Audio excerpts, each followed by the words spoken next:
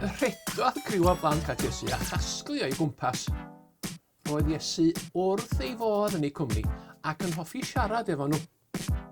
Ond roedd ffrindiau agos Iesu'n flin efo'r plant a dechreuon nhw eu hel i ffwrdd. Ond meddai Iesu, da chi, peidiwch â rhwystro'r hen blantos rhag dod ata i. Peidiwch i ameiddio i stopio.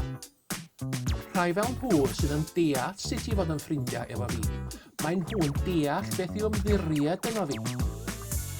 Os da chi ddim yn trystio fel plentyn, fedrwch chi ddim fod yn ffrind i mi. Yna, dyma fo'n codi'r plantos yn ei freichiau a dweud pethau caredig wrthynt am Dduw.